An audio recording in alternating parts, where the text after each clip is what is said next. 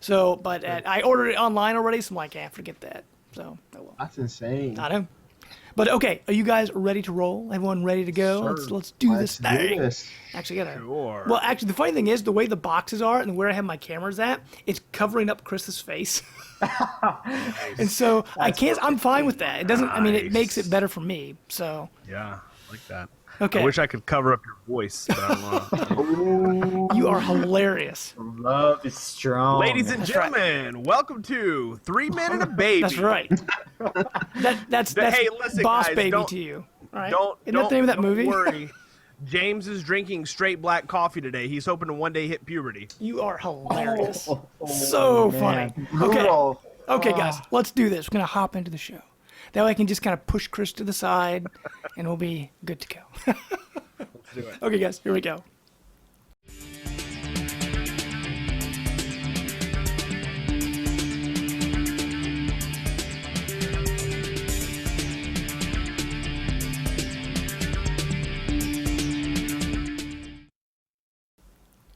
What's up, everybody, and welcome to the show.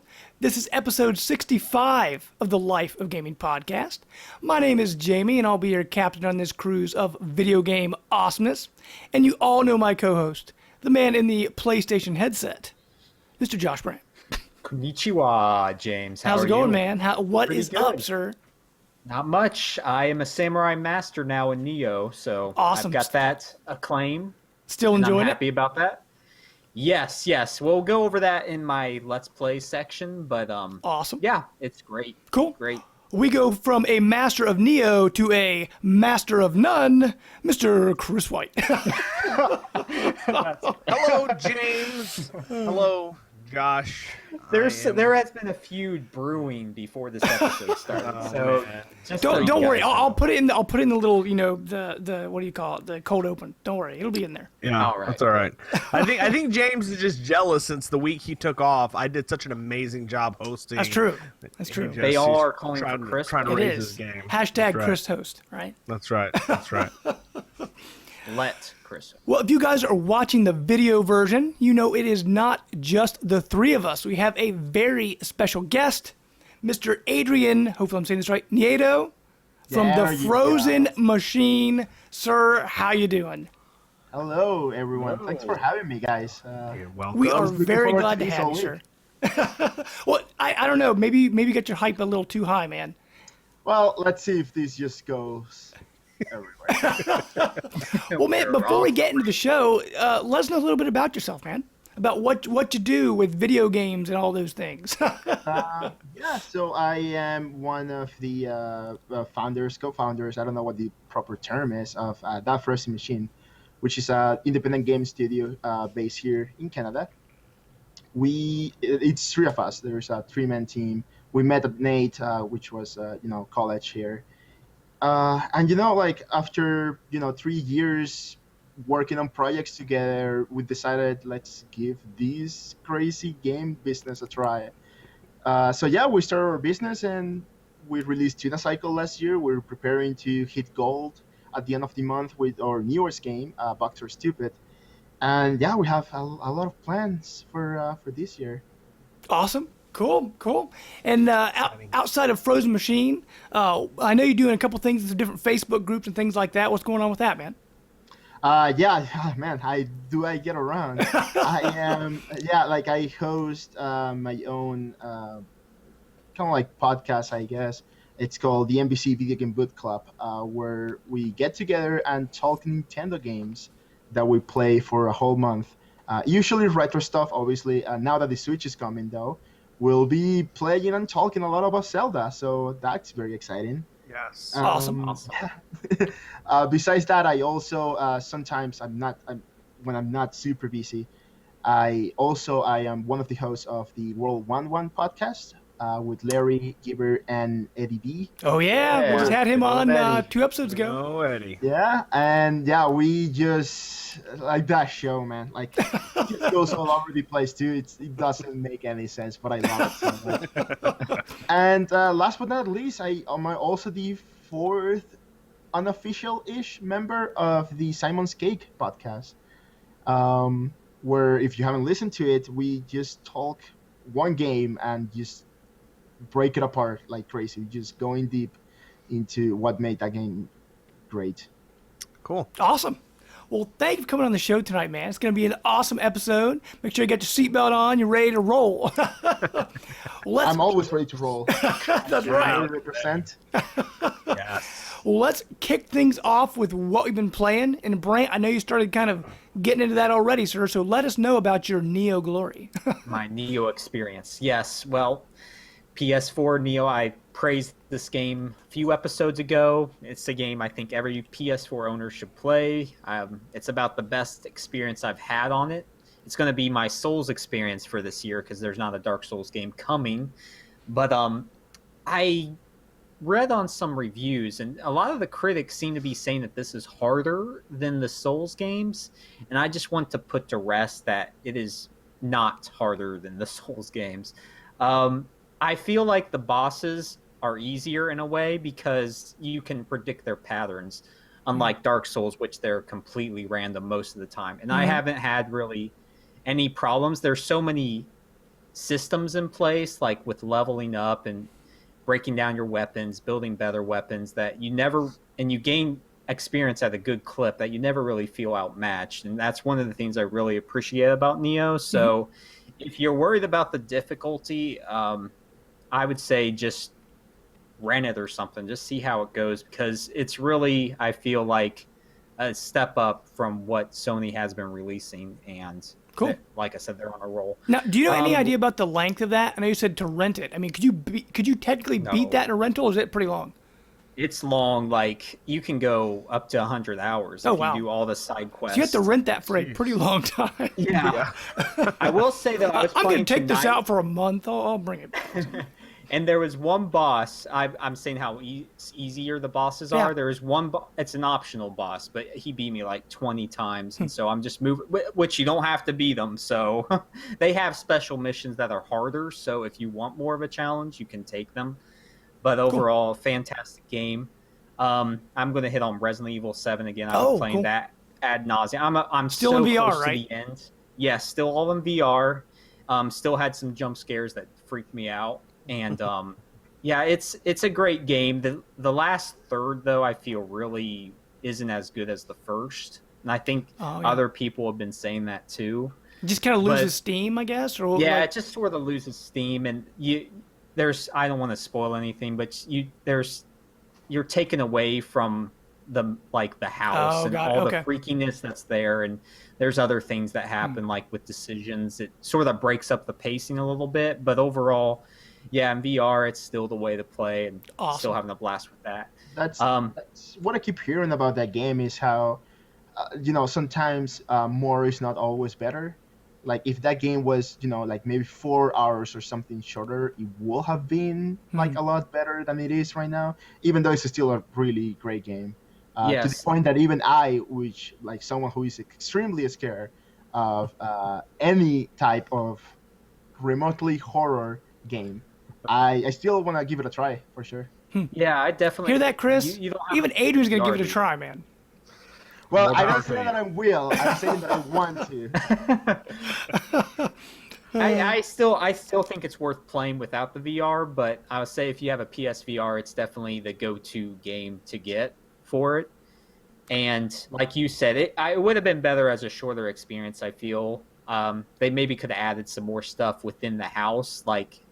It just gets too off the rails. Like any Resident Evil game seems to, at the end, just really lose steam. And punching the boulder, man. What we call punching the boulder. Oh my gosh, James, that was terrible. We never beat that. Like, it was literally glitched to the point where you couldn't beat. You just kept punching the boulder, and it was just it was horrible.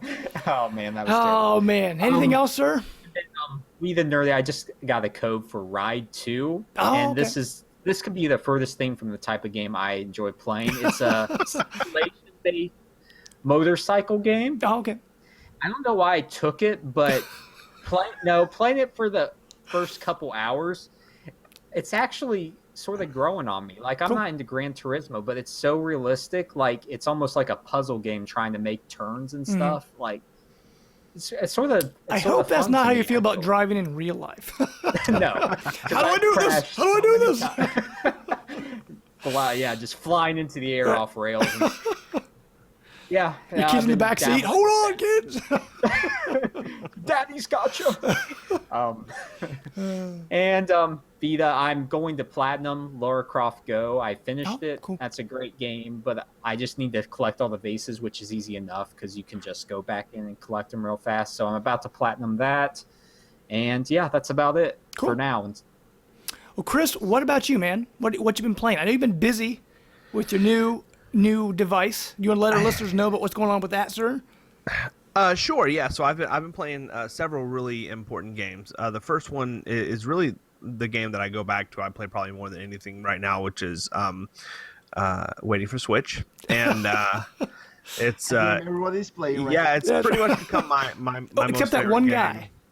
This one, yeah, that we'll one talk guy, about that later. Talk about that guy. So yeah, waiting for Switch. I just keep staring at my screen that has a countdown clock and a picture of the red and neon blue Joy-Cons on it, and just dream that I could somehow like freeze my body for 2 weeks and then just wake up. By mistake, you'd freeze yourself for like 20 years. What is that? Like, yeah, the whole plot of Futurama. Nintendo console.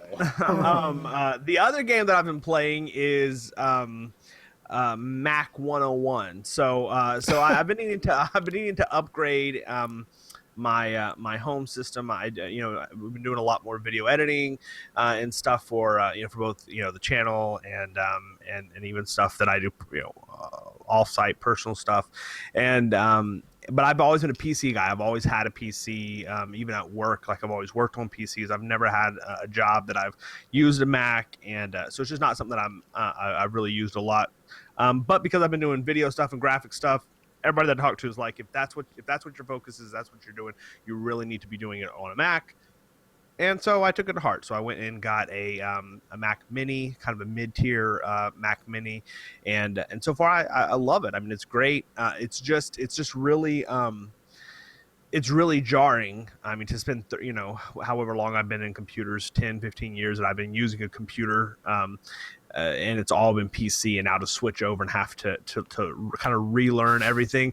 I can't tell you how many times I still go to close a window and I go to the top right of the window, right. And I'm like, well, it's on the opposite side. Yeah, it's on the opposite side. Everything on Mac is opposite, like because all the X's are on like the opposite side. The start menu's up at the top versus the bottom. Yeah, it's all backwards. Yeah. But I'm starting to get the hang of it. Here's the one thing. So if you're thinking about jumping into Mac, here's the one pro tip. So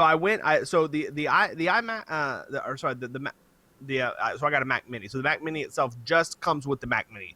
It doesn't come with any accessories at all. So I got a Magic Touch. Mm-hmm. This is the new one that you have to plug in the charge right here, which is fine, except for if it dies and you need to use it while you're charging it, like you absolutely cannot do that. You just have to you have to not use a mouse while it's charging, which is kind of weird. But I had a really nice PC wireless keyboard that I really like, and so I was like, I don't need a keyboard. And so here's pro tip number one, and this is probably people that use Macs like of course idiot, but everything is linked to the command button on a Mac. And so all your shortcuts, copy, paste, select all, like on a PC, you're it's Alt C, Alt Alt V and Alt A for select all, like stuff like that I'm used to doing. I constantly do it now and nothing happens. And so sometimes I'll be like Alt C and I go to the to wherever I am and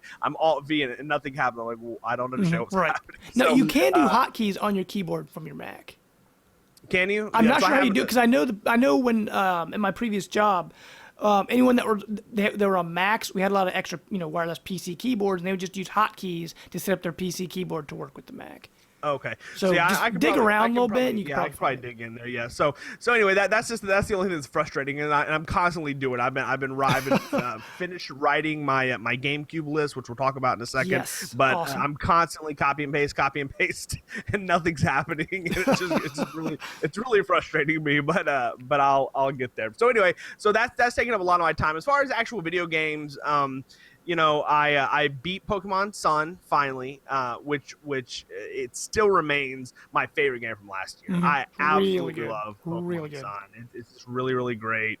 Right now, I'm still playing some. I'm trying to is it Zygarde, the green dragon snake guy. Oh, yeah. He has like his perfect form. And so if you go collect all like the Zy cubes, or I don't know what they're called, whatever you're collecting, little green glowing things, if you collect all 100 of them in the game, he basically turns into like a Power Ranger, like a Megazord, which much, looks very OP. yeah. So it looks pretty cool. So so my mission now is to get all of those. I think I'm at like 71. So I'm just kind of floating around trying to pick all of those up. And then let's see. Lego Batman. Talk about that. That's right. Lego Dimensions.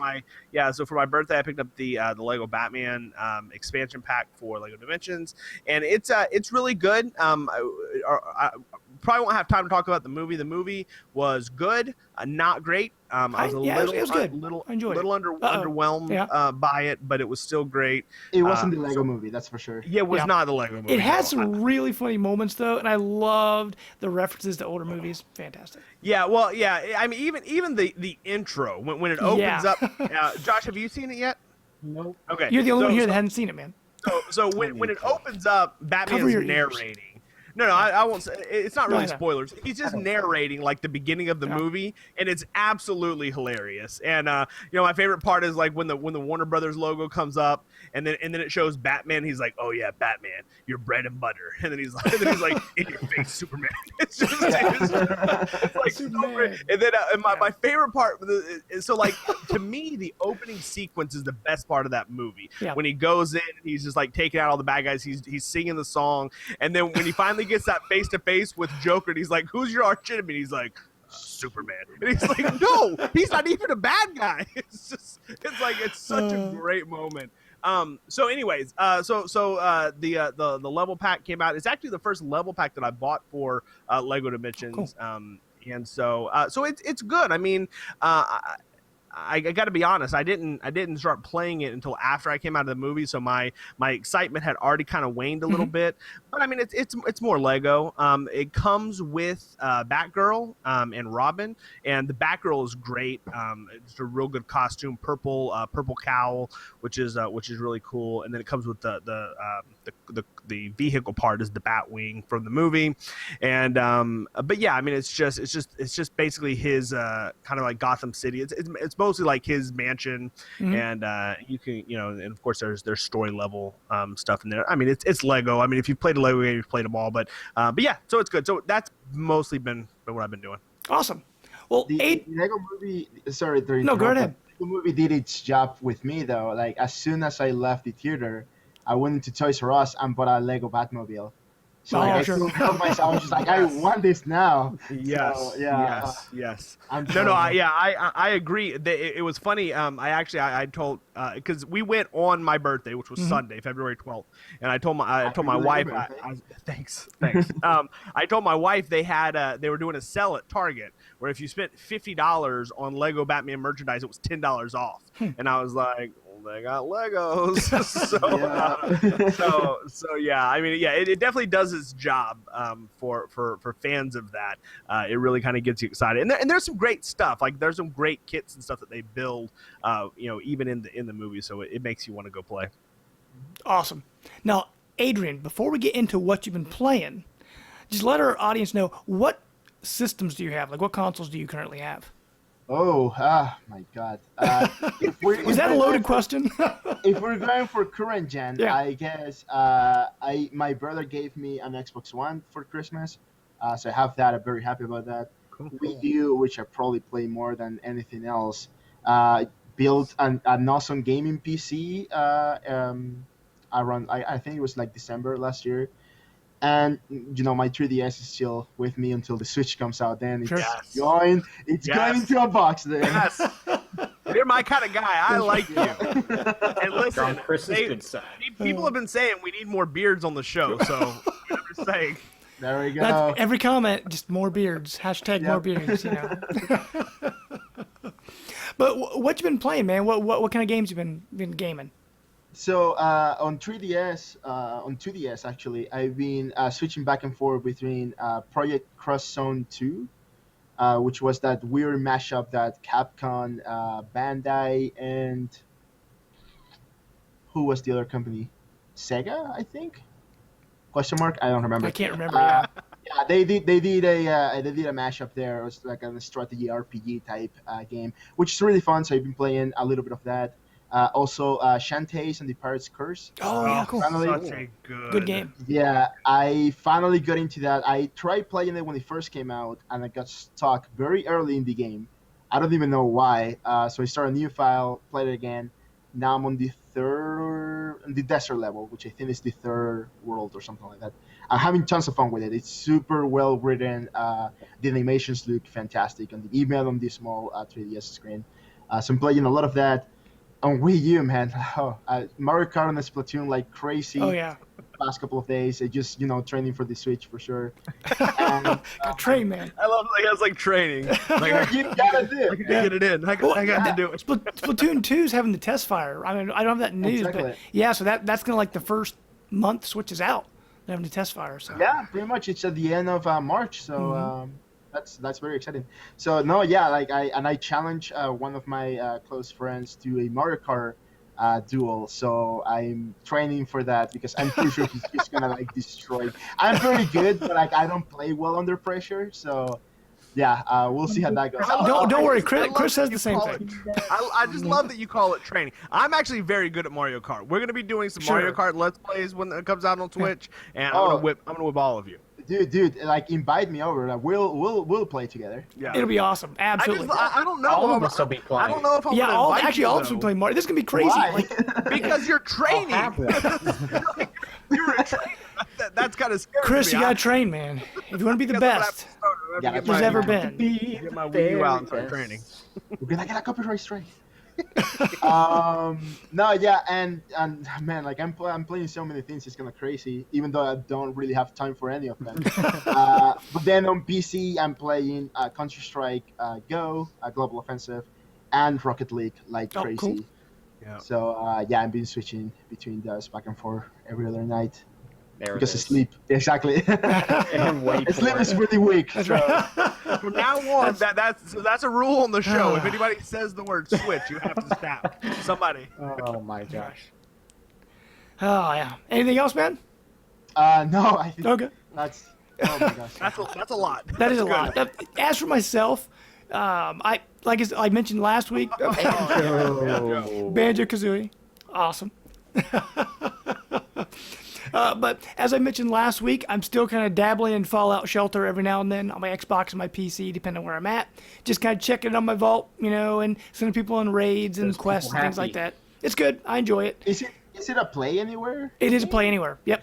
So I found that out last week because I was playing on my Xbox, and I'm like, hey, I've got it on PC, so I opened it up there, and my files synced, and so I can just play back and forth. It's actually it plays a lot better on PC, but just the fact that when I'm out in my living room, I can just turn on my Xbox and just check my vault, collect some stuff, and turn it off. Like it's really awesome. I love it. Also, my brother and I, my brother-in-law and I, we've played a lot of Rock Band 4 online this week. Because we have that thing where my Xbox and his Xbox, like we share DLC or whatever. So he buys a lot of Rock Band stuff. Like he buys music like crazy.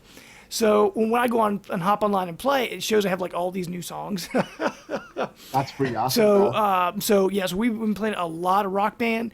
That game is great. I mean, Rock Band is one of those things you can just always go back to, you pick up and play, and it's it's awesome. I mean, bass, I can play expert on most songs, but guitar, I'm like, it depends on the song between hard and expert, so. But I was never able to do anything other than normal on either Rock Band or our Guitar Hero. Yeah. I was just terrible at it. I think between the two, I do like Rock Band more. Even back when Rock Band first started, I don't know, I just like the music selection more. But yeah, I'm having a good time with Rock Band. And then I told Brant earlier today, just with Switch coming out, I started playing Binding of Isaac on my Wii U again. So I'm like, I'm probably gonna get that, at launch on Switch and just move everything. But I'm still terrible at Third it. time I'm buying it. Well, what And it's else? totally worth it. You got on what? The PS4 Yes. and the Vita? Or? PS4, PS Vita. Then I bought Afterbirth, and then now this one's gonna have like This is Afterbirth Plus. Yeah, this even more stuff. And I know you want to get everything digital, right, Brent? I'm gonna buy that physical. Okay, because they did say for some reason they said with that game the first shipment's gonna have something special in the box. They're not telling anybody what it is. But they say if you get it, I was gonna say if you get it. And it's called Afterbirth. Yep. Yes, Afterbirth Plus. Yeah, the game is some big hairy ball in it or something. Oh my gosh! But that's a spoiler from one of the games. Oh boy! Okay, Chris, you don't want to trust me, Chris. You don't want to play this game. It is really messed up.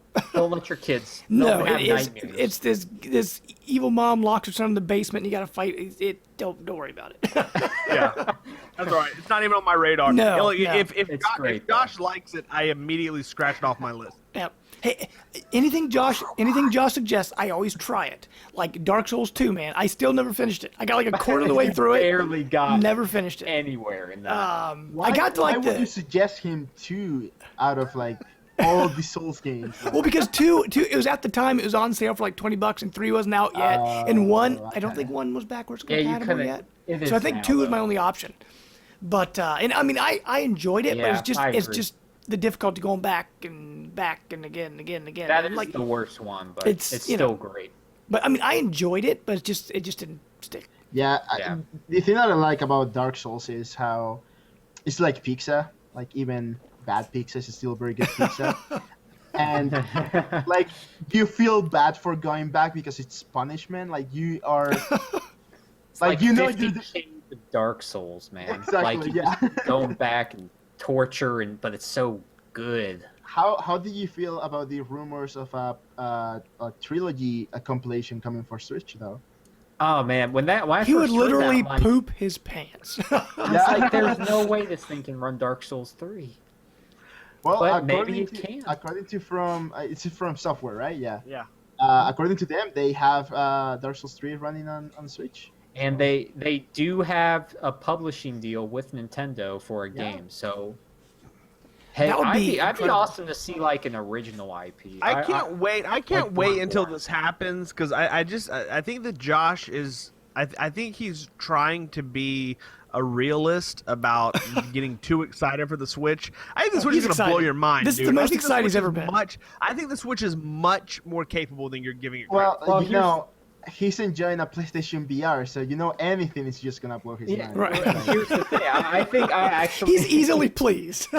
Yeah, I'm joking. I'm really glad that you're here today.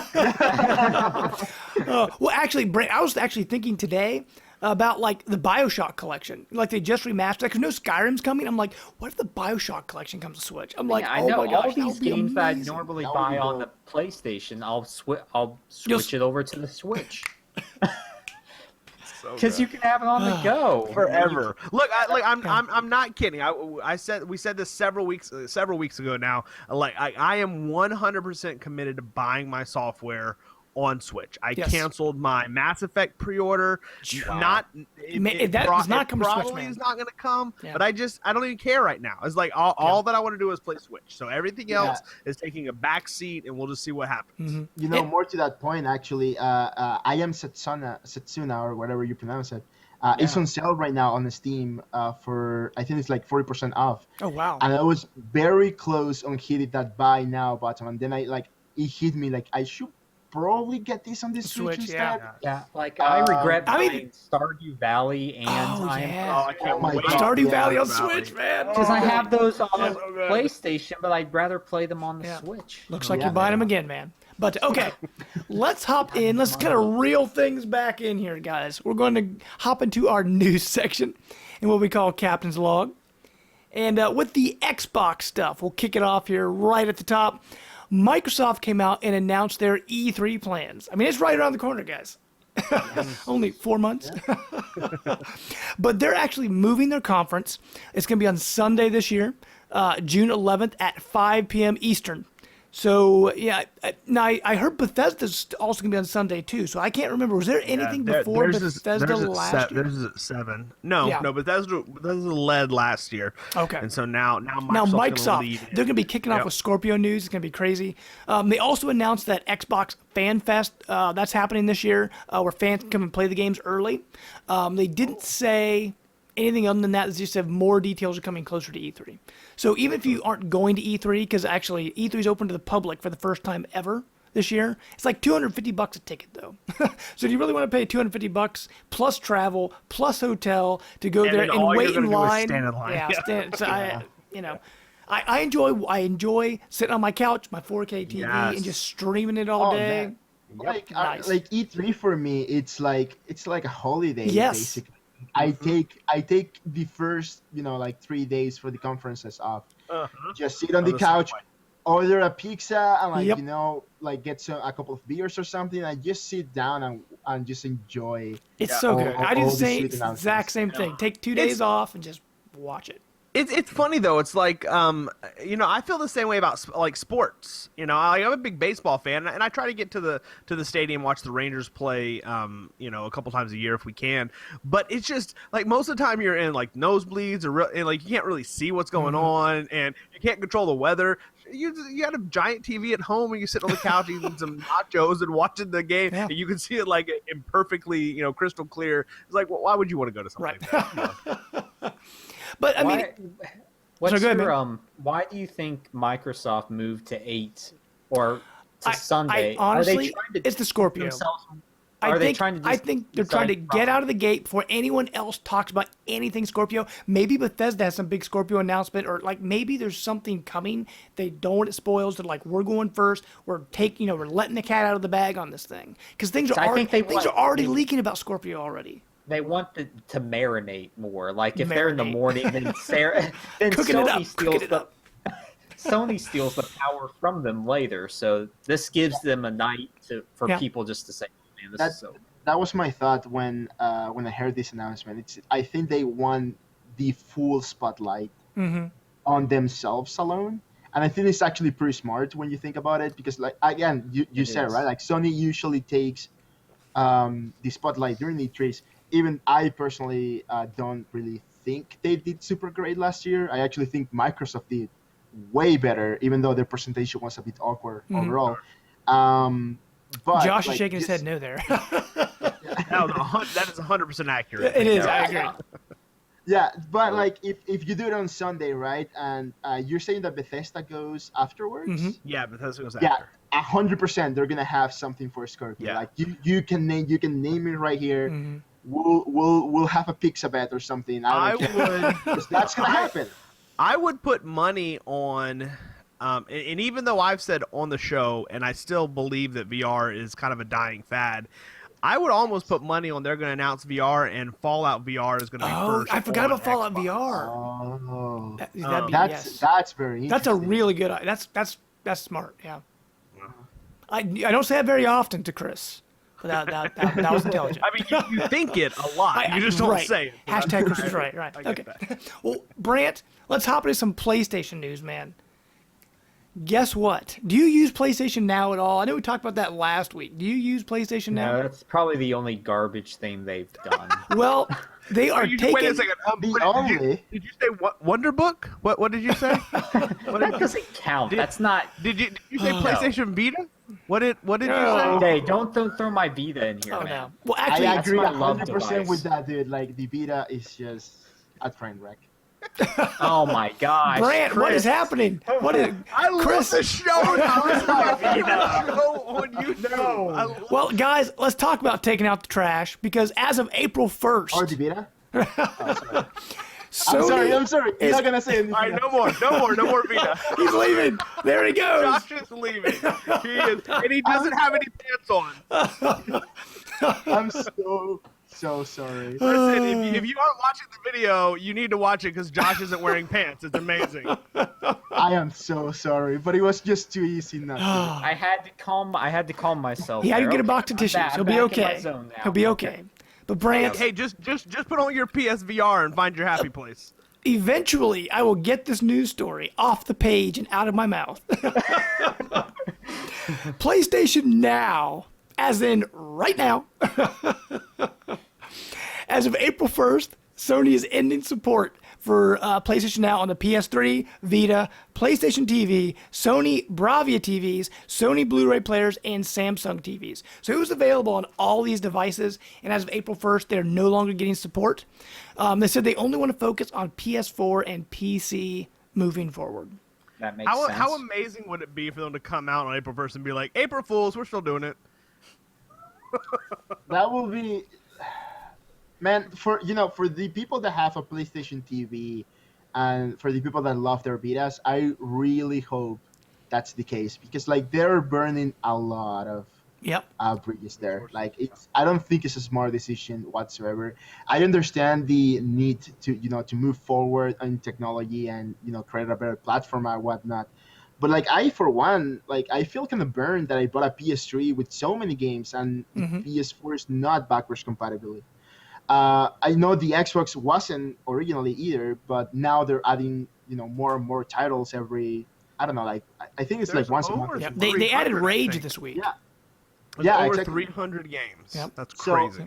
So, I feel burned that I didn't invest more on the 360 back in the day, and I have all these PS3 games that are just like there now. That's Keep it. your PS3.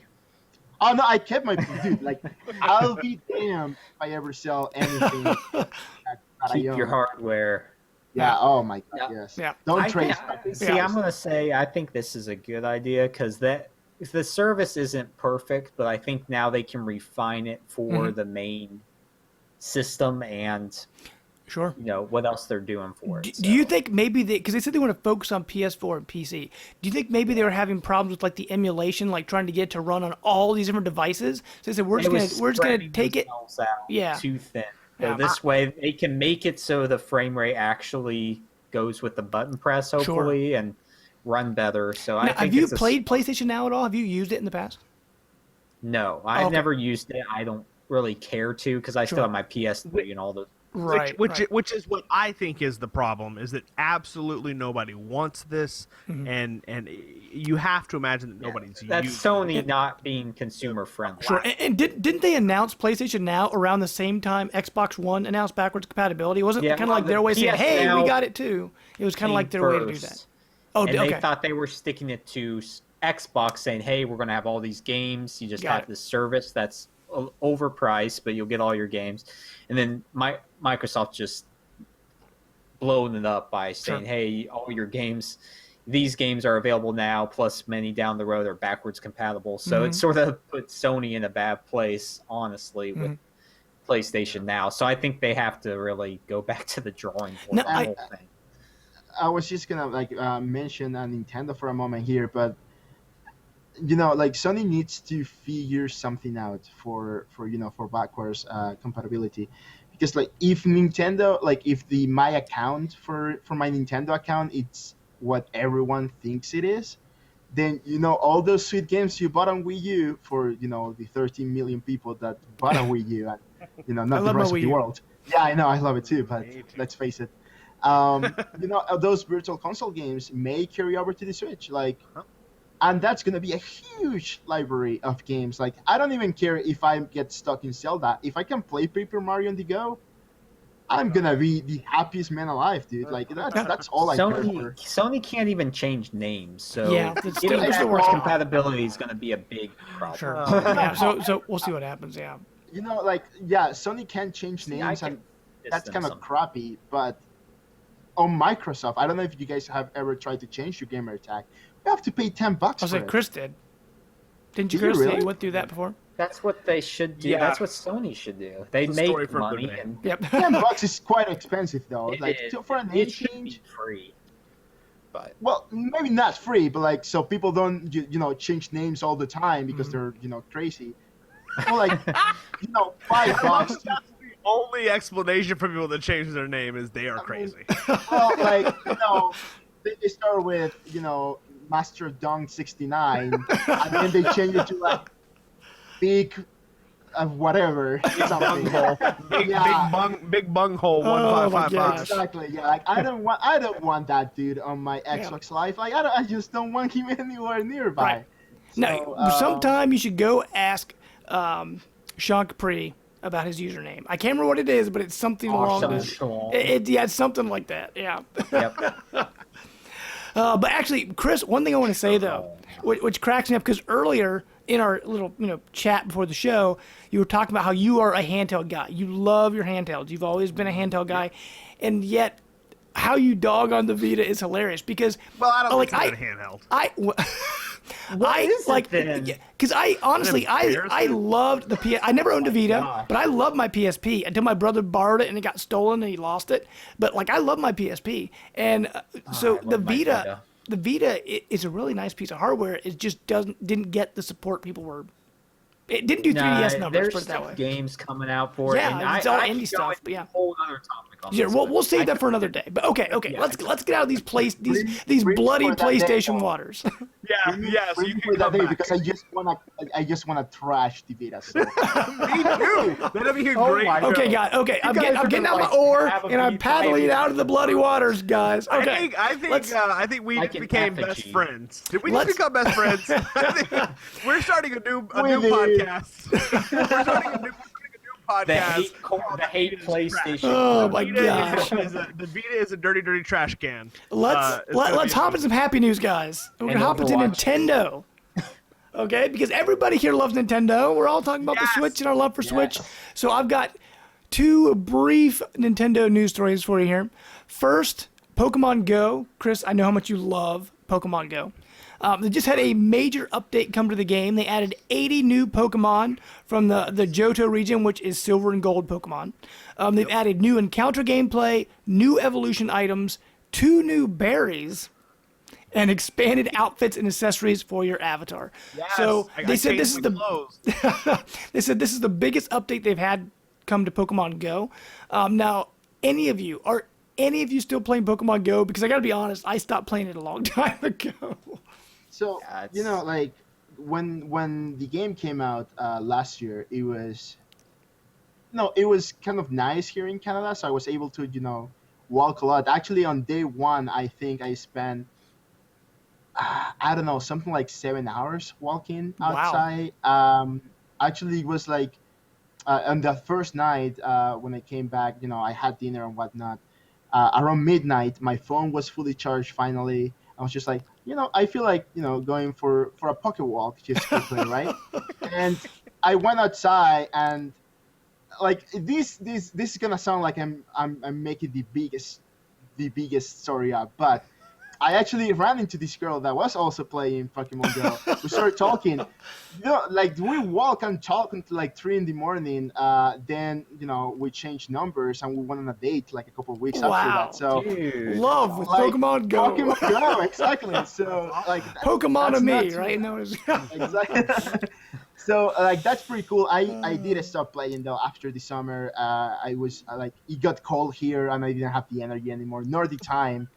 So I moved on. But Good call. Generation 2 though, Johto. I know. I absolutely hate the game, but I I still know. play it.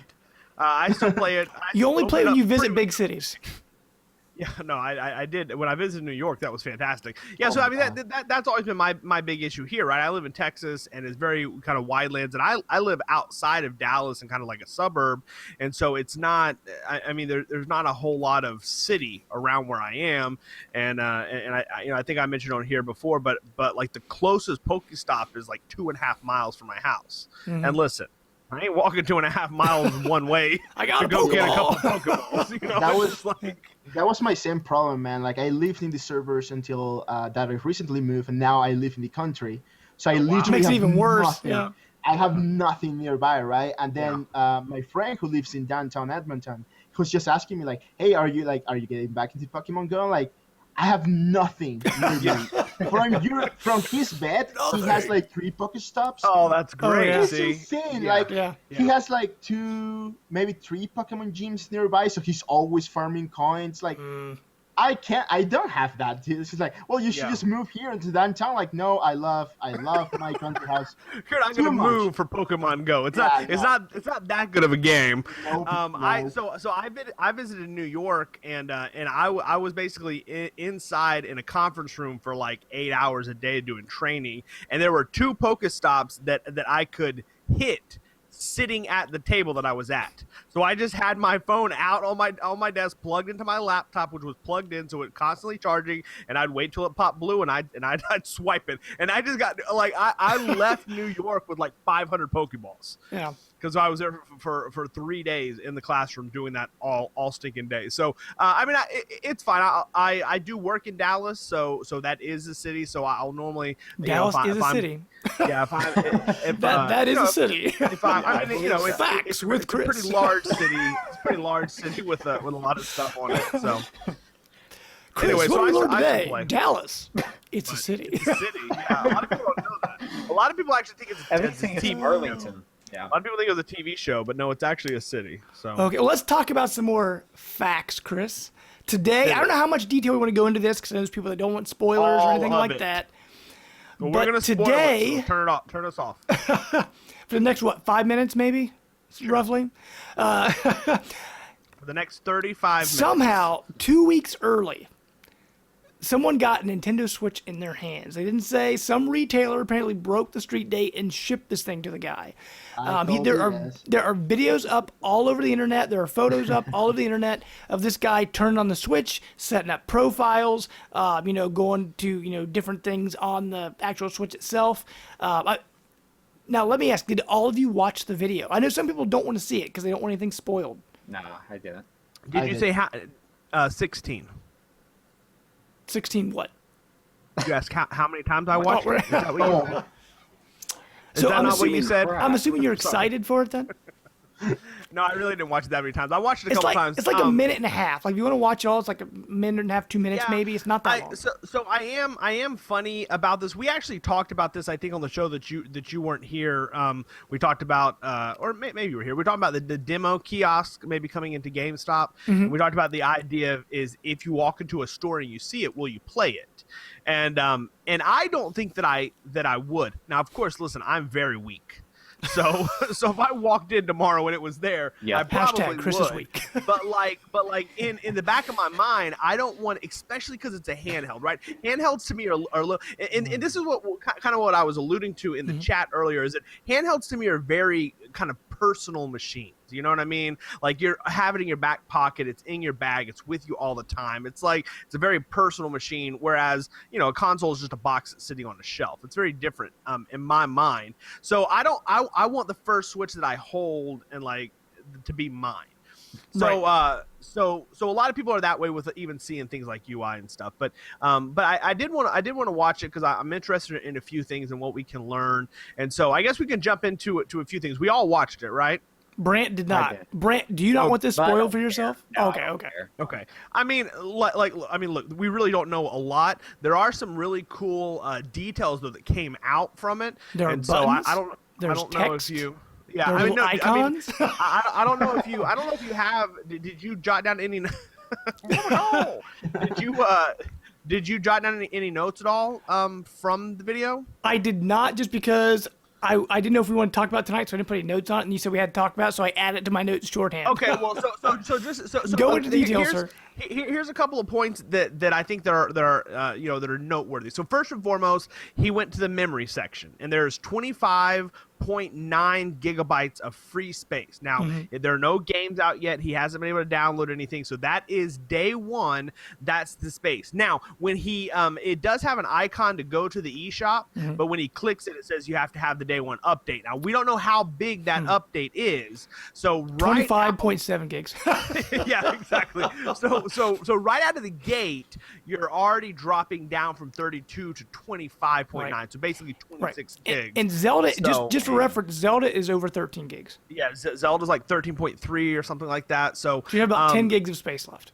Yeah. So but if that day one patches 2 or 3 gigs, now you're looking at possibly only 2 launch games, that could maybe fit on that. Possibly. they're big. Yeah. So you're definitely going to want to pick up a memory card. So that was number one. They showed themes. There's a light and a dark theme.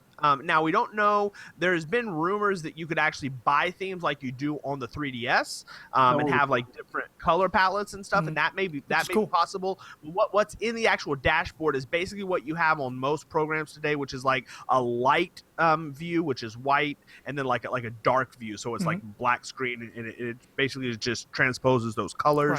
Right. And just comment on the dark view though, it looks very sexy. Like it looks yes.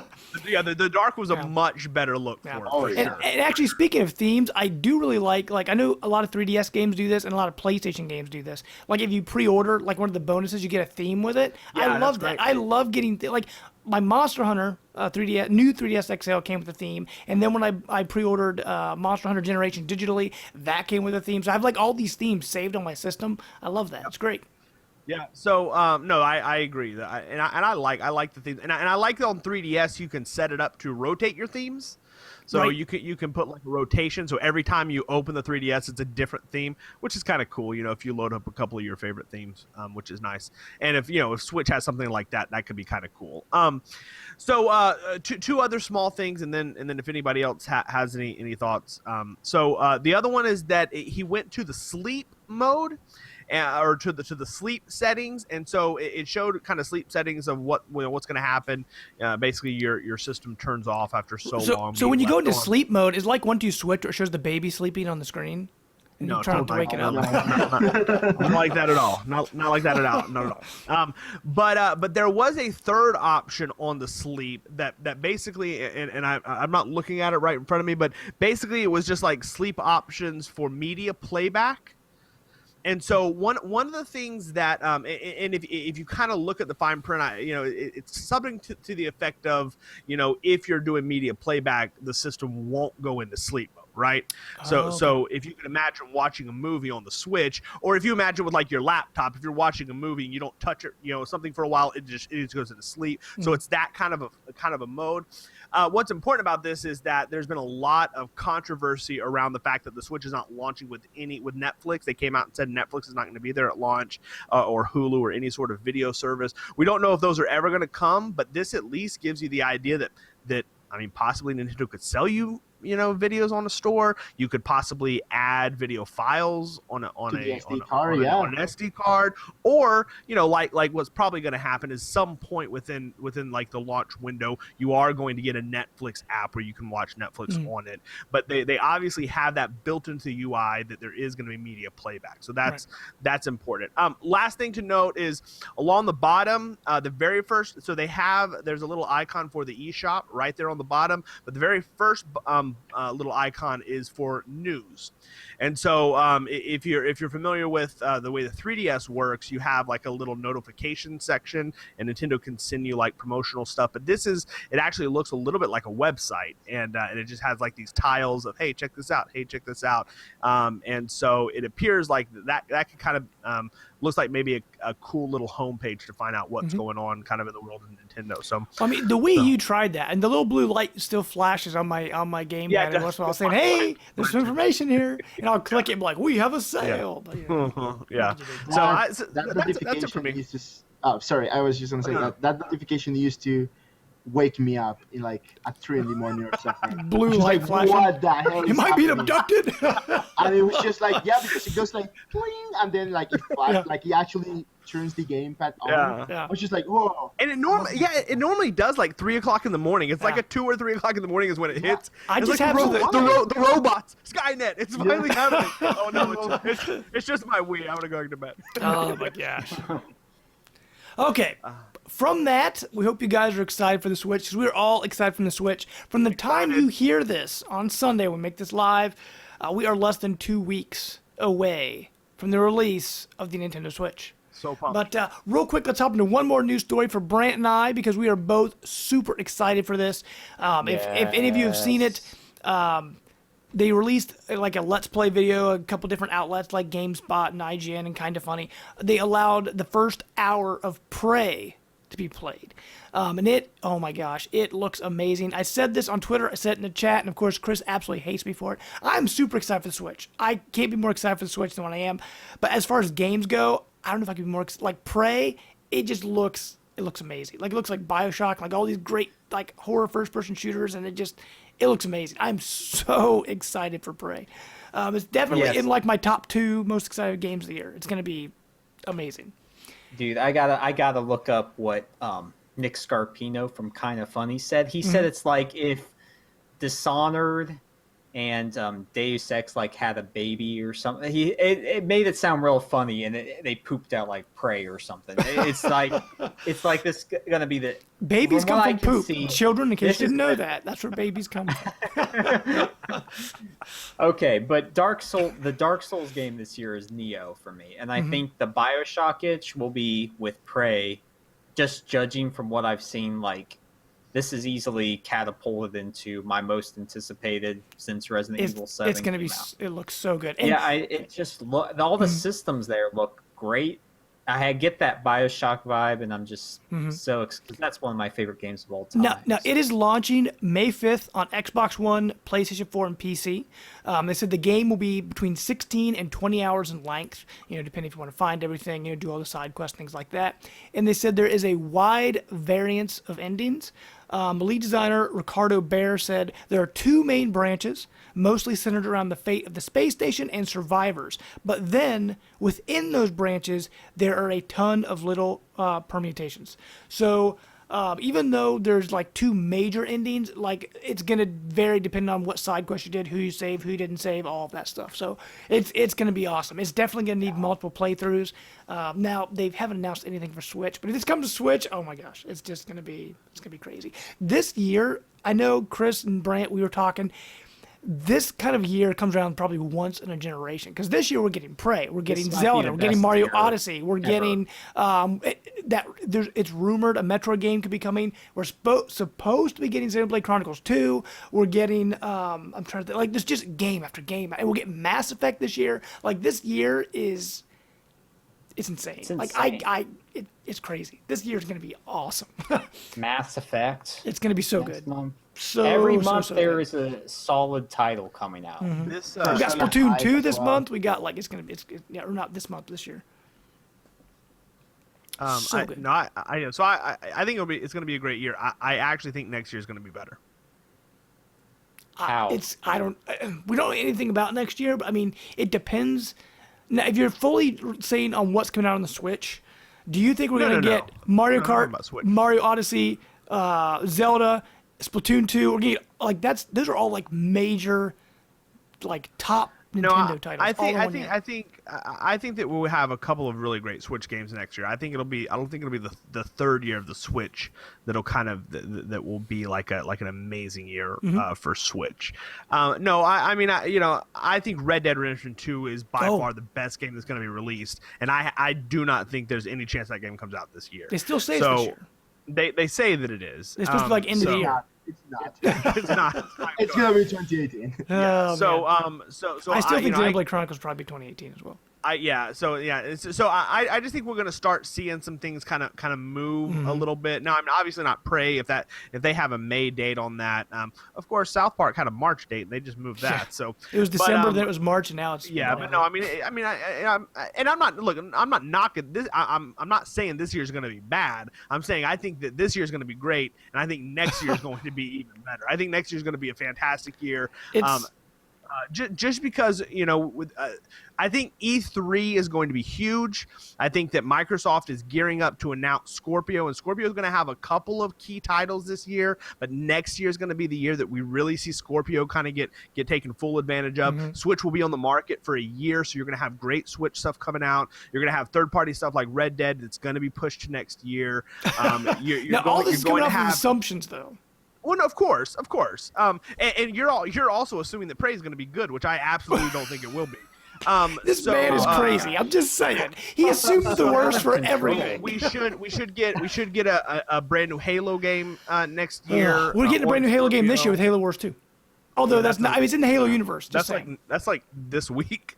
Anyway, that's another game this year. This year is going to be really. This year is going to be great. I think next year is going to be better too. That's all. That's all I'm saying. Well, This year's gonna be really hard to beat. They're also going to kill. They're also gonna be going to completely kill the Vita next year, which will also help. Okay. I just want to reach through my monitor and like put Punch my you in the face. Yeah, do something. I don't know. Do something.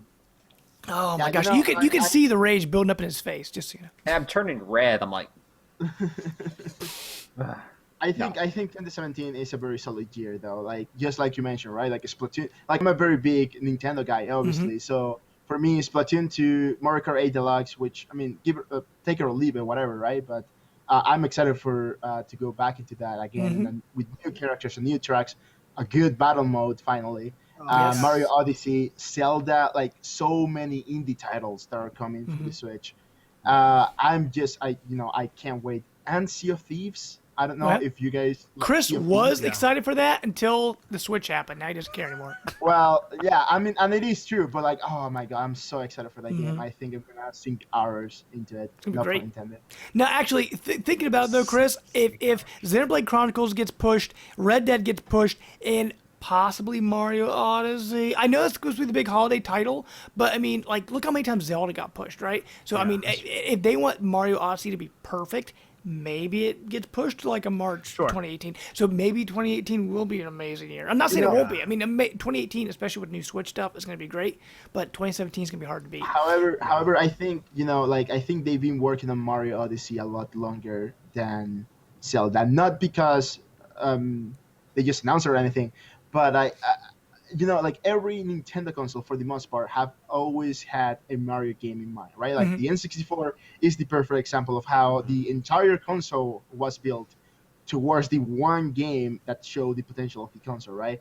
The Switch, from rumors from developers and whatnot, have been said that it's optimized for open world games, and I think Nintendo, when they were like thinking like, oh, Zelda's gonna be like this huge open world game, how can we make Mario like that too? And then they start working the Switch, and it's like, all right, let's optimize a console that can run open world games, because that's where the industry is heading. Like a lot of people like big, massive games where you can just go anywhere and do anything. So I think they look into that and they say like, all right, let's work on Mario from now. And like it may have been developed at the same time as Zelda. Like I don't know, but like I think that's a good assumption. So I don't think that they push Mario only because I fully believe that their goal is to really fully launch the Switch in November.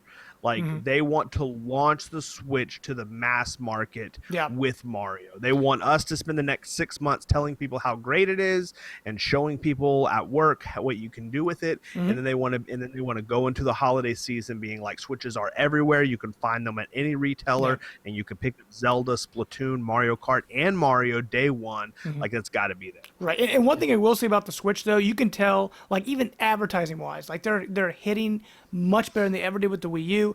I showed you guys earlier last week, I think it was, they were showing like Google Analytics for like Switch searches are way higher than Wii U stuff ever was. And they're really pushing that March 3rd date. I do think there's going to be a lot of disappointed people that aren't like us, that are like the hardcore gamers that already, like the minute it went out in the Switch, once it went out for pre-order, we got it. We all went out, we just got it, except for Josh. Josh, fell into one. But I moved off, Chris. Right. Yeah. But I think there's going to be a lot of disappointed people in March. But according to Nintendo, they said within the first few weeks of March, they're going to try to get more out there. So hopefully they turn around. We'll see. But, okay, real quick to get out of our news section, we'll hop into our money-saving section, my 2 cents. Real quick, I just wanted to remind everybody, we talked about it last week, Sony announced that the Slim PS4, Uncharted 4, and Call of Duty Infinite Warfare bundles are $250. That is from February 12th to February 25th. So if you can't get a Switch, but you want to jump to the next gen, you want a PS4, you can get a Slim PS4 for only $250. So you get that till the 25th. So make sure to check that out. Also, we forgot to mention Xbox Games with Gold. We didn't mention the earlier this month, but they just switched over. Right now, you can get Star Wars: The Force Unleashed and Project Cars. Okay. On PlayStation Plus on PS4, you can get Little Big Planet 3, Ninja Senkai DX, Sengokai. Not a Hero, Star Wall, and Not a good Torque game. L. On PlayStation 3, you can get Anna, the Extended Edition, and Star Wall. And then on Vita, Ninja, whatever you said, Brant, DX, and Torque L. So all those Star games are Wars, free. we hit on that last time. Oh, that's the end. That's the fighting game with the orcas, right? Yep. There Oh you my go. gosh, Play that. I want to play that game. That needs to come to the Switch. Yes, it does. There's gonna be so many. Honestly, my Switch is gonna be my indie machine. It's gonna be a portable indie machine. It's gonna be awesome. I'm gonna already be planning to everything. rebuy all of the Tomorrow Corporation games. So World of Goo and Little Inferno and Human Resource Machine. I already have them on my Wii U. I love them on my Wii U. I'm gonna rebuy all of them. I don't care. I don't know how many times, what's the number of times that I bought World of Goo, but I'm so excited to have it So on the good. Switch. And I'm just like hyped. I don't Yeah. even know why. Haven't played it in years, but I'm so excited be so to have it on the Switch. But okay, with that, guys, we're gonna hop into our topic of the week. And so for that, I say, hit it, Brant. If Chris can guess this band that I'm about to sing, my I gosh. will denounce the Vita. Oh no, Okay. Chris! If Chris knows I gotta this, I gotta it would get be Shazam. hilarious. Oh, Shazam. every What time song I is this? see you, I wanna sail away. Oh, every time I see you, I wanna sail away. Okay. Okay, Chris, There, go for it. from Now, that- you from can't that Shazam it. chorus. What is it? So first off, Wasn't that were beautiful? you singing that? Were you singing that for me? Yes. Every time Brant sees you, he wants to run away. I want to sail away. So that's Foles, right? He got it. Oh my But gosh! you- Wait! you Wait! cheated. You He cheated, did cheat. So that doesn't count. He did cheat with How the did I Shazam cheat? app. You pulled up your Shazam app. We saw you. I You said, got headphones Shazam, figure on. this out. I Nailed your have phone up. headphones on. I thought that was a good idea until I realized that nobody else can hear what's happening. Okay, wait. Brant, are you going to follow through with what I you said? can't. Come on. No, you did. I can't. It is Foles though. Wait. Okay. This You know I that just want there was everyone to Foles know. on that To band. be fair, I did Google it. there, see? So okay, Hey, you know null what? and That void shows you I'm doesn't great count. at Google. That's what that just proved. I'm amazing at Google. Oh man, and just Chris, even if you got it without looking No, up on I- Google, he I know still he wouldn't have wouldn't done have it because No, that I is a don't know. classic He doesn't Brant move. know. False promises, man. Doesn't know False good promises. music, so I know he Oh, wouldn't man. know that band. Okay, guys, let's hop into our topic of the week. The big news at the beginning of the week, until the whole UI leaked for Nintendo Switch, Nintendo came out and announced that there's going to be an expansion pass for The Legend of Zelda Breath of the Wild. And I hate it. people flipped out, good and bad. Like you got extremes on both sides. People saying, I love Nintendo, this is awesome. People saying, why is Nintendo doing this? They're locking all the good stuff behind a paywall. But real quick, just to kind of go over what it is, it's going to cost $20 or roughly 18 pounds, depending on where you're buying it. It's going to be available at launch, so on March 3rd, you'll be able to get this. It includes 3 packs. You're going to get the Expansion Pass bonus, which has 3 treasure chests. They can be found in the Great Plateau, wherever that is. We don't know where that's at yet. It's going to contain, all they say is useful items, which could be anything. It could be hearts, it could be arrows, it could be food items, who knows. And it's going to include an exclusive in-game clothing. It is rumored, I don't know if this is true or not, that is going to be a Nintendo Switch t-shirt. That So is so meta. if that's true, that is so lame.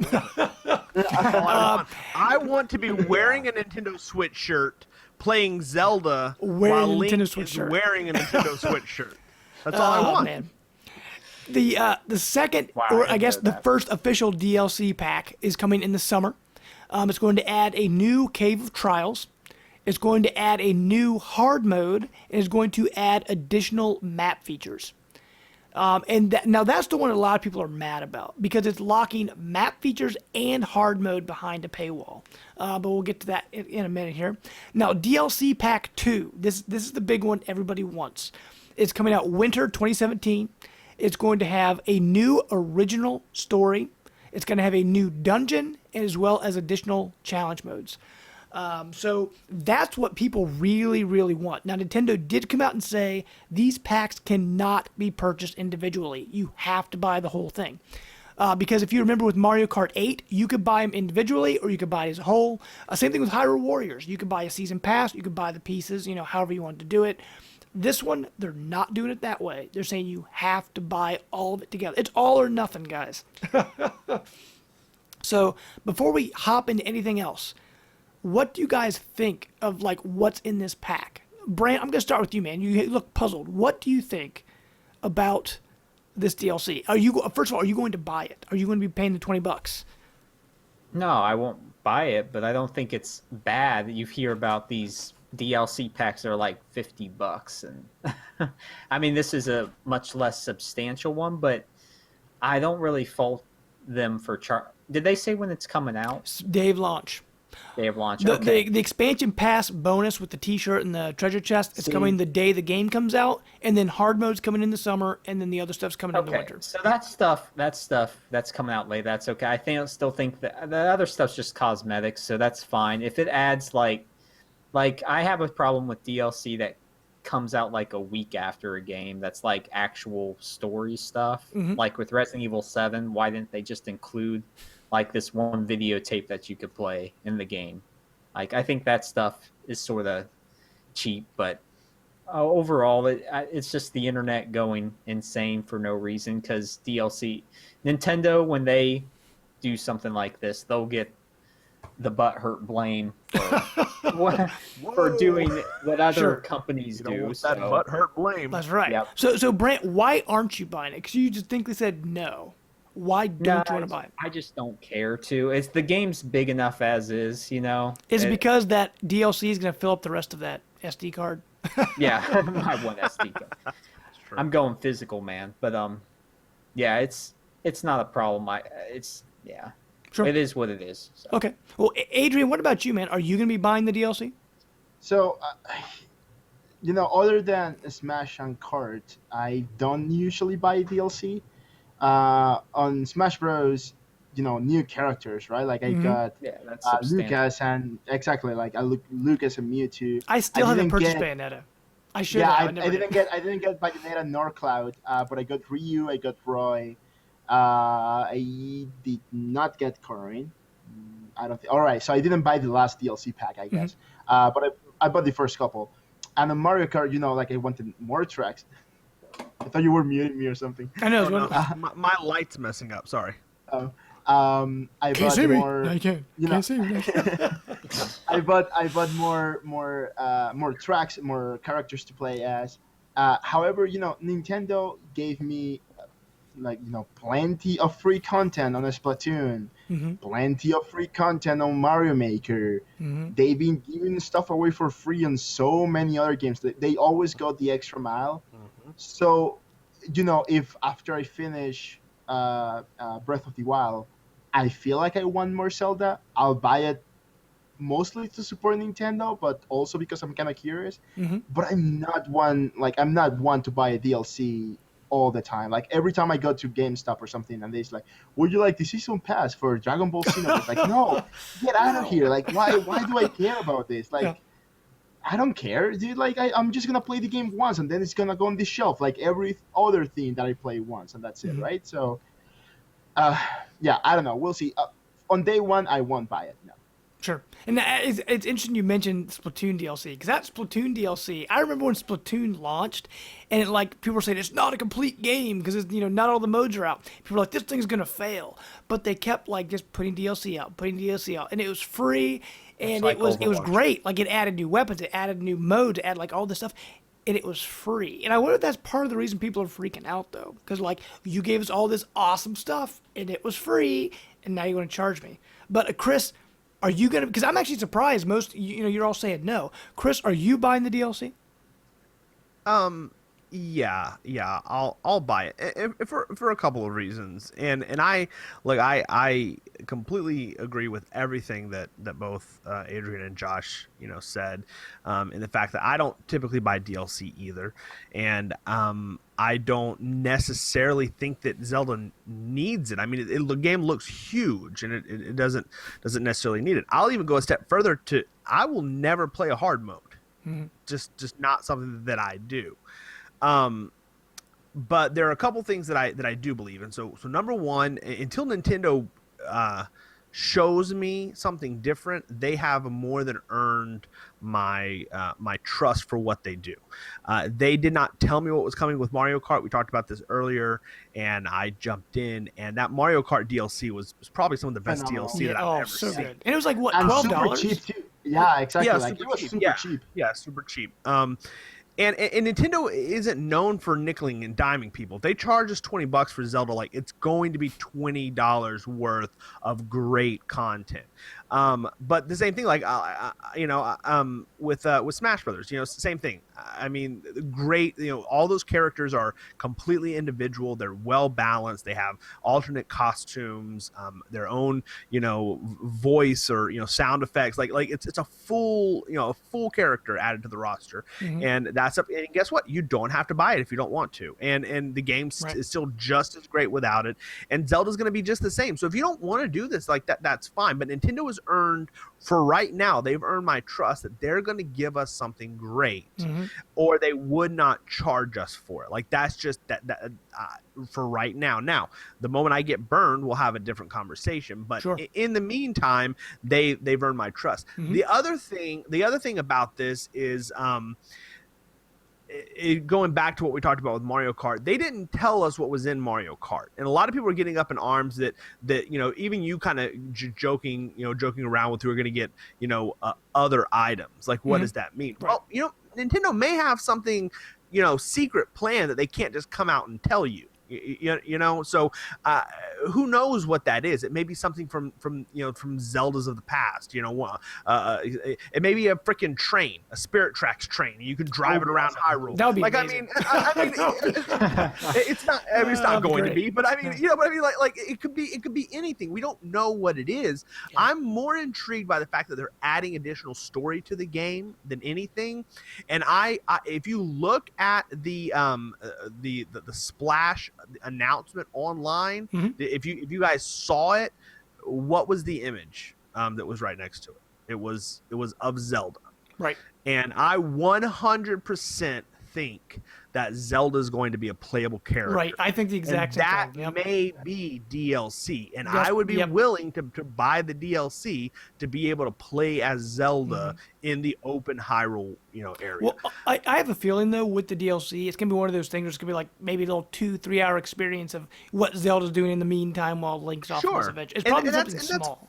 And that's fine. Like that's okay. I mean, Zelda is my favorite franchise, and I'm going to put probably 100 hours into that game, running around, catching horses, and bombing bogoblins from a hill, and cooking pies. Like I just that game is going to consume every free moment of my life for a long time. And so if you give me a couple of extra hours where I get to play as Zelda or maybe experience something in a completely different way, like I'm completely on board for that. The other thing that I wanted to just kind of throw out there is hard mode in and of itself. People are like, oh, hard mode should just be in the game, like New Game Plus or whatever it is. I actually think that this could be something kind of cool. I could almost see them doing like a survival mode for Zelda, where kind of like Fallout. you have cooking in the game, and cooking replenishes your health and stuff, but like what happens if because of stamina and because of temperature and because of things that are going on, maybe it's like truly like a survival, like hardcore mode that builds in brand new systems. Maybe it's not just, oh, now you only have one heart. Like yeah, that should have been prepackaged, but we don't know what it is. And so I'm willing to give Nintendo the benefit of the doubt right now because they've earned that trust from me. And so, yeah, I mean, I'll be there day one, and I'll be more than happy to play through it. And if I get burned and it's mostly just tacked on stuff that isn't the value, proposition, when they offer this from, Mario Odyssey or for whatever comes next, like, yeah, I'll be on a different side of this conversation where I'm like, well, no, I'll just wait and see what happens. But for now, they've earned it, and I'm just so super pumped for Breath of the Wild that right now I want to give it as much money as I can because I think that it deserves that right now. Well, going back to that, you said about the hard mode. There could already be a hard mode in the game. Right. It says new hard mode. Exactly. So, right. So maybe it's just an add-on to the hard mode. Yeah. So, or maybe like all of the weapons have been turned into like loaves of French bread. And like giant all noodles. Giant pool noodles instead of swords. Yeah, I mean, you never know. But actually, all I can think about now is like a camp of macablins and just like the Spirit Track train just like running right to the middle Dude, of it. that would be so so That totally sounds like something out of Hyrule Warriors, right? But that'd be hilarious. It'd be cool if it's like what they did with Elder Scrolls, like they actually have you go back get horse to armor? past Zelda games. Like if you could go to what is that? Ocarina of Time, like the big open world there, like Yeah, like that Hyrule was Field. part of the DLC. Hyrule Field. That'd be awesome. You know? That'd be pretty sweet. Or what if one of the items is that little amulet that he wears in Link Between Worlds, and you can like stick to the wall. And, like, Don't play with my heart, man. Now I want that. I'm just saying, like Nintendo. Again, Nintendo's not going to give everything away because they're going to wait for the next game to give you a new mechanic. But like, there's such a huge history with that game. They could do all kinds of stuff, and fans of the series are going to get their money's worth. So. Absolutely, and I honestly assume we had this conversation, everyone was going to say, "Yep, I'm buying it," just because, like we talked about, their DLC has been so good in the past. Because I know I'm going to buy it. I don't know if I'll buy it day one, but I'll buy it before the first pass comes out. Yeah. Now I will say, Nintendo DLC always hasn't been the best. I don't know if you guys remember, the very first DLC ever for Nintendo was New Super Mario Bros. 2. You just bought special coin rush levels where you would just run through and get more coins. That's right. That was their first DLC ever. Right. Pikmin 3 had a couple like challenge levels, like I think it was 9 total. You bought them in packs of 3, but like that wasn't like groundbreaking. I think what everyone remembers though is Mario Kart. They remember Mario Kart, they remember Smash Brothers, they remember what happened with Splatoon. That's the DLC people are remembering now because Nintendo's kind of learning. They know what they've been doing, but. Let me ask you guys real quick. Do you like the way Nintendo does their DLC, where they have, one right at launch, one, 6 months, 3 months later, whatever, and then another one 3 months later? Like they stretch it over the year. Do you like your DLC being stretched out, or do you think by the time that DLC comes out, you're not going to have any interest in the game anymore? Do you like it more like what Josh said, where like within the first month or two, you get all the DLC packages? You're still in that game mode, like in that mindset. No, how do you guys like your DLC? Do you like it stretched out like Nintendo, or do you like it more kind of front-loaded so that we can get it all done and then move on to the next thing? Well, what I said was I feel like with this, I don't like it when they have story packs right away because I feel like that's something that could have just been in the game and they're just trying to nickel and dime you to charge you more for that. But I prefer them spread out too, because with Dark Souls, like they had their first DLC content come out, The Ashes of Ariandel, and then they have their next one coming, and it brings me back to the game once I'm finished with it. So I think they're smart with staying with that format. Okay. Yeah, I mean, so for me, I think it really depends on the game. And take Fallout, for example, right? You can spend so much time in Fallout, and they could probably have released the DLC like a month after. What I think they normally wait like 3 or 6 months, something like that. It's a little way, but they have a plan for it. Right? Sure, they have when it's coming. They have, and that's what's good about a season pass. So here's what I like. I do like the idea of season passes, and the reason that I do is because $50 ones. I mean, It maybe. depends on what you're I mean, getting. Battlefront is a little. Fallout, Battlefront, Call of Duty, Batman, Arkham Knight, they're all really expensive. Some of those are yeah, not. yeah, but like Fallout Season Pass was definitely worth it. But Yeah. I guess what I mean is I like the idea of a season pass, and here's why: because it allows me to look at that game kind of the long game of that game, right? So if I know that I'm going to get a brand new story, for Zelda, let's say, what was it, fall? So Winter, yeah. winter. They so said winter 2017. let's say 6 to 8 months after launch, I know that they're still going to be supporting that game. That does a couple things for me. Number one, it allows me to really kind of dig into that world and know that there's still more that I'm going to be uncovering and looking for. Number two is it allows me to know that I can't sell it. Right? If they didn't tell us that there was content, and they just decided in 6 months to be like, hey, now we're going to release DLC. but maybe I beat it in the first month and then I go drop it off. Now, I wouldn't do that with Zelda, but with some game I might. So I like the idea of a season pass just because it gives you a steady bit of content. The other thing is just that. There's a steady bit. You do tend to get a little complacent with games, especially if you play them a lot. So by knowing, hey, in a couple months there's going to be this brand new thing I'm going to get to really kind of dive in and try something new. So I like the idea of a season pass. That's a good point. If it's done right, I like the idea of it, and that's what I loved about Mario Kart. Like Mario Kart was like, you're gonna get this set of, and they were like, you're gonna get new. If you remember, like the graphics were like little question marks.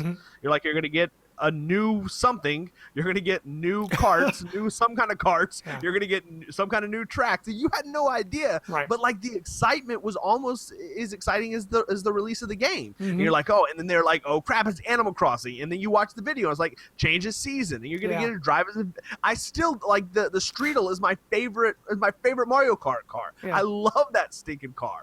And I love riding around as villager, and so like that stuff is really cool. And then you're like, and then that was great, right? And so then which one came first? I think Zelda came first, right? Yep, Zelda. Because I remember I was waiting for Animal Crossing. I was just like, I was so hyped for it because I was excited for Zelda, but I was really excited for Animal Crossing. Yeah. So it was Link, right? So Link came out and he's got Megazord Epona that he's driving around, and it was great. Falcon. You're like, what'd you say? And the Blue Falcon too. Oh, that's right. That's right. That's right. Yeah, the Blue Falcon was there. Yep, we got Zelda and F-Zero in the first pack. And the F-Zero track, and so it was like, this is so super cool. And I got back in and I played all the tracks, and then I went back and I was like, oh, this is great. And then I was like, what are they gonna do next? Like, are we gonna get Samus in this sucker? Which would have been awesome, And it ended up being Villager, and the Villager was great, and the Animal Crossing pack was great, and they added 200cc mode. Yep. And it's like this thing was so great, and so like that excitement was there, knowing that something's coming. And again, this speaks to Nintendo. Like if I'm trying to think of a company that I don't like when Activision or who'd you Call of Duty, right? That's Activision. When Activision announces a DLC or like a season pass, I'm kind of like, I don't know. But I mean, this is Nintendo, and sure, maybe their early DLC stuff was kind of hit or miss, but I mean, their Mario Kart DLC was spot on. Did they have a season pass for Smash? No, and you can buy like big packs of stuff. Like here's the first set of DLC. You can buy everything individually. You can buy it as one big chunk. I would have paid like a $50 season pass. Yeah, I should have. I would have done character when they came out and all the new stuff. Because the quality you're gonna get, what's coming. Like I would be more than happy to do that. So I like the idea of a season pass if it's done right. Sure. And I want to say, going back to the Fallout analogy you were using earlier, I love Fallout 4. I put well over 100 hours in Fallout 4. Got the season, like when I bought it, I got the digital deluxe version, so I had got the season pass with that.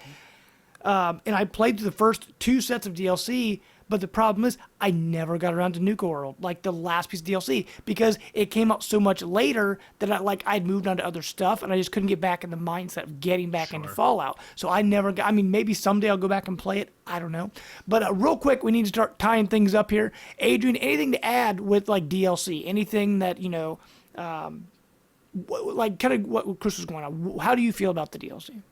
Yeah, so like I also like my DLC, spread out throughout whatever, right? Like the reason I like Splatoon so much is because they were, oh, you got like new weapon sets, and you got like a new battle mode, you got like a new stage, you got these Splatfests that are happening as Oh, well, yeah. right? So like that was like more than enough reason to like, oh, for this weekend I'll hop back into Splatoon.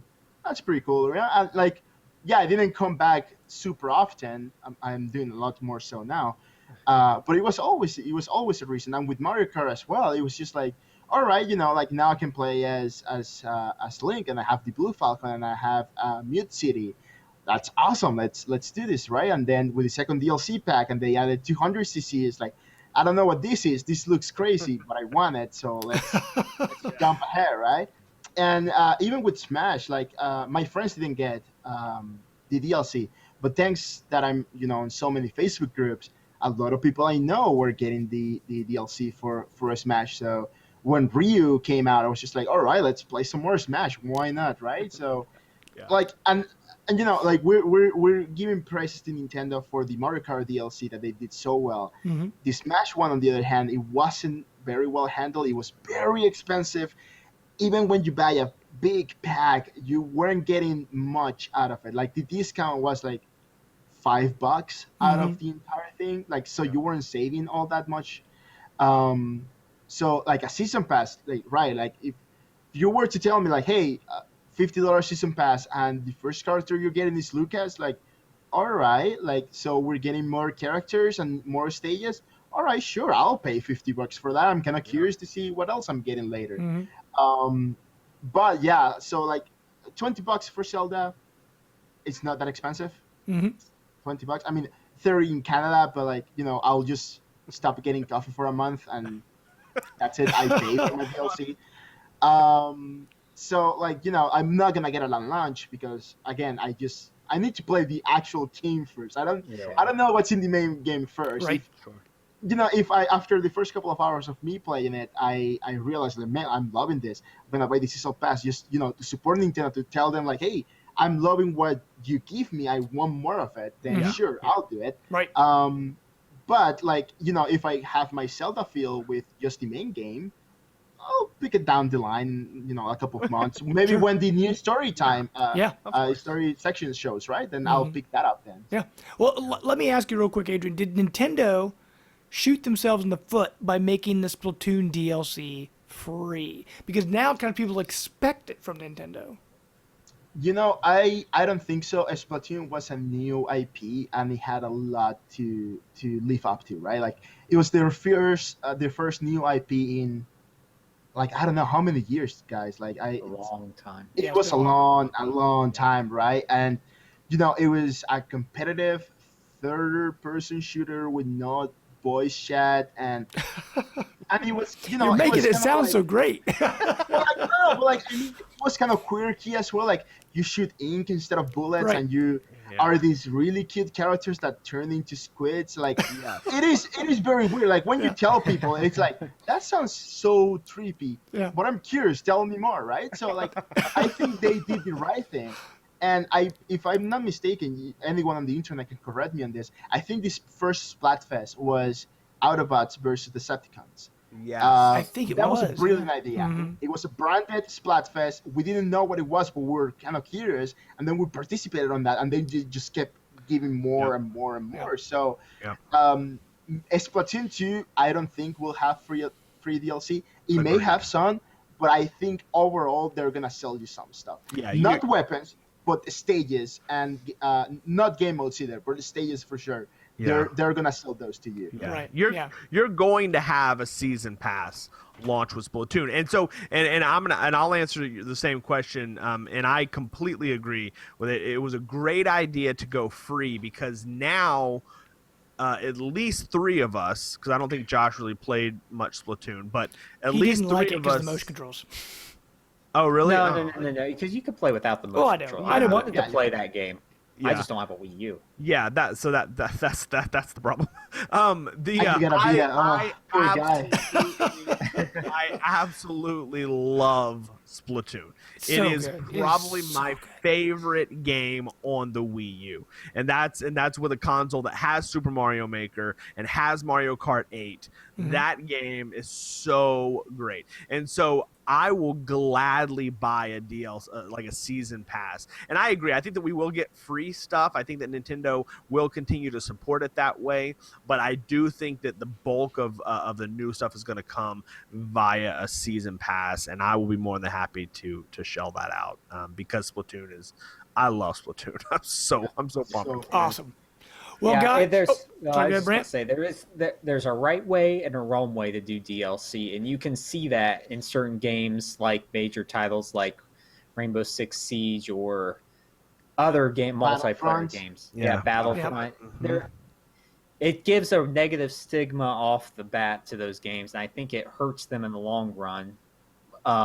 You have to handle DLC in different ways depending on multiplayer or single player. Like I think we hit on all the good points for single player, how you do that with the season pass, with adding stories, spreading them out, not too far, but at the right lengths to get you back in the game. And then with like you said, with the multiplayer, like they will charge for stages, but that's totally reasonable because you get, I mean, that's an aesthetic facelift to a game that you want to come back to. Plus, they'll offer free things like the Overwatch model of Chris's favorite just game. but they do it almost perfectly free. It's free stuff, but it's broken up like every month or something different that you can earn. Right. And there's different modes and things that become free. So yeah, it's just walking that fine Actually, line. it was originally called the Splatoon model, but you can call it whatever you want. The Overwatch. Right. And honestly, I feel like just with game development in general, game development now takes so long and costs so much money, and there's just so much that the creators want to put in the game. Like, I still want to do this. This is going to be awesome. But they're like, if we want to do this, we're going to have to charge. And, like, if you look at video game prices, I can't tell you the last time video game prices went up. Like, it's been $50-$60 forever. And so this is kind of like a developer's way to kind of raise the price of a game without actually raising the price of the game. It's like, hey, we have this extra, story mission, this side mission or whatever. If you want it, you can have it, but it's going to cost you, $20 or, whatever it may be. And you know what? It's completely optional, right? Like, Right, exactly. Exactly. Yeah. If in Splatoon, for example, you hide new game modes behind a paywall, that might get iffy there. But like Right. stages, I mean, if you want to play that stage, pay the $5 whatever bucks that the one stage costs, right? But Yeah. game like putting gameplay behind a paywall, it's kind of weird. But story and cosmetic facelift, that's totally fine. Cosmetic Right. stuff is good. I would be fine with Splatoon kind of adopting like a loot crate system. Again, going back to like Overwatch, having cosmetic stuff. I have mixed feelings about that, but I as long as it's not replications. Yeah. I would never pay for them, but like for the people that want to get like if you want to wear like a Mario uniform and play Splatoon, that's a way that for those people that want to do that, and they can throw some money to the development team for what they're doing, like that's there. I don't care what my Splatoon character wears, although if they did have a Nintendo Switch shirt, I would want to wear that. Well, okay, guys, we're gonna have to wrap things up here, but that's how we feel about DLC. We're for it in some cases, against it in others. But what do you guys think about DLC? What do you think is a good release schedule? What is a good price that you would like to see? And is Nintendo going in the right direction? Let us know in the comments. Hit us up on Facebook and Twitter. But before we completely wrap the show up, Adrian, thank you for joining us tonight. Hopefully you had a good time. Hope you enjoyed no, yourself. thank you for having me, guys. That's really fun. Well, just You're my new favorite host. just remind our listeners, where can they find you, and what are you up to? Where can people find you on Twitter and all those fancy places? Yeah, like follow That First Machine. Go to thatfirstmachine.com. You can find all our social media there.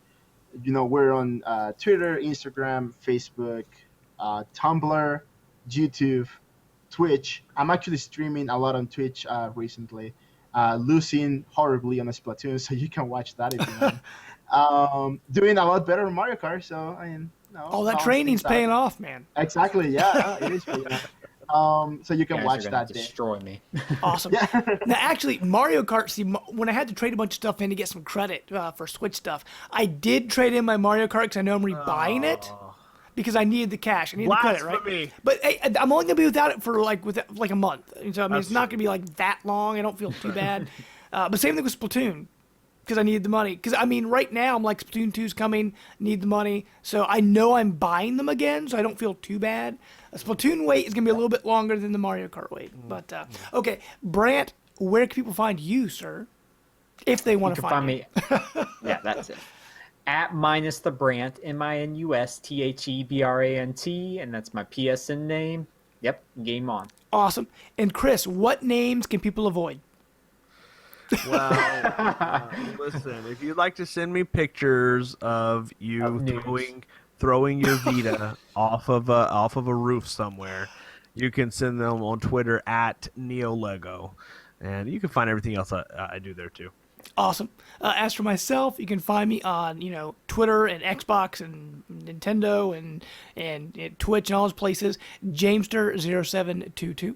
As for Life of Gaming, like I said, you can find us on Facebook. We're also on Twitter. And on Twitch at Life of Gaming Pod, so make sure to find us there. Our podcast goes up every Sunday on iTunes, the Google Play Store, and SoundCloud, so make sure to check that out. And don't forget to check out our YouTube page. We do have actually, as of this recording, it should be up.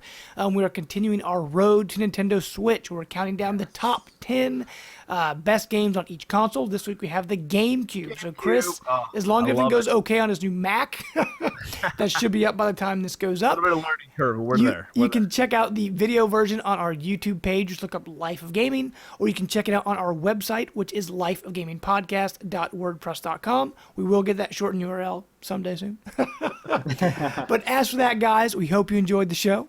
But until next time, we are out. Bye. Bye. We hope you enjoyed this content from the Life of Gaming.